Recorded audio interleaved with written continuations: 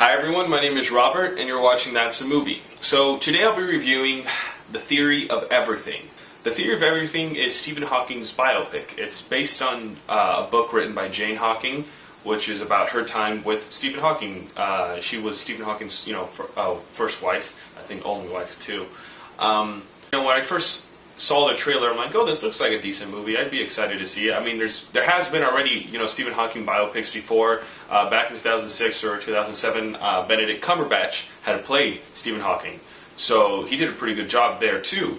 And I was pretty excited to see what's this movie about, if it was going to be any good at all. And at times, this movie felt like if I was watching a movie based on Nicholas Sparks' novel. It might as well have been The Notebook, pretty much. Like, imagine that moment in the Notebook when they're all old already. Well, that's pretty much, imagine that moment, but the whole movie. And yeah, there you got it. It's just not exactly what I was expecting from a Stephen Hawking biopic. I was expecting, more science, not so much, too much into this lovey-dovey emotion part of it. But that wasn't bad. I mean, it was nice to see Stephen Hawking in a different light. Besides just him as the robotic voice genius that we all know about today, it was pretty nice to see both his family and him having to deal with what was happening to him, which is, I think, at the time it was called motor neuron disease, which now everyone knows it as ALS or Lou Gehrig's disease. So he pretty much lost all function of his body slowly.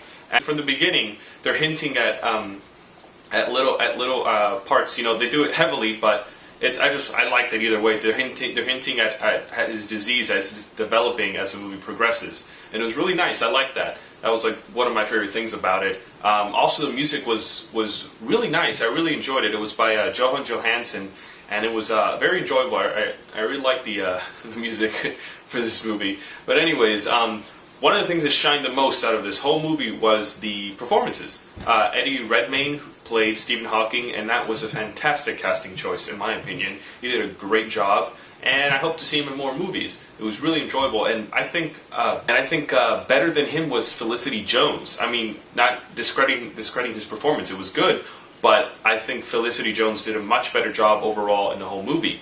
She was very entertaining to watch and very believable. That's just one thing about the British-raised actors, is that they're usually very good, and everything they do is very believable.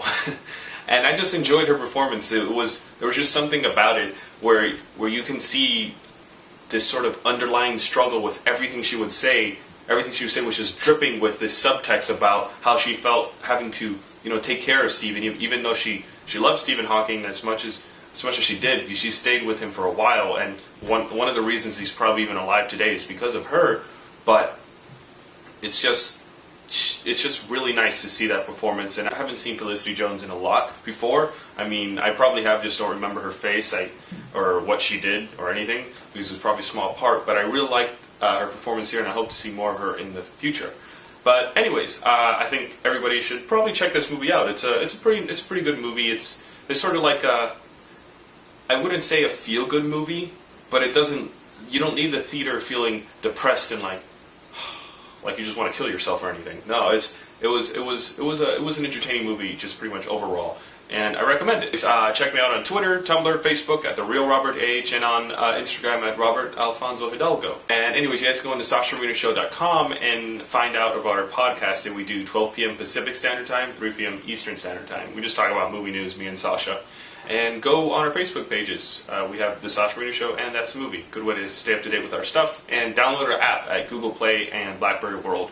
An even easier way to stay up to date with our stuff. So, check that out. And that's the movie. Nightcrawler is a movie. Nightcrawler stars Jake Gyllenhaal, and it's about a guy who's been looking for a career and a job, and he just wants something to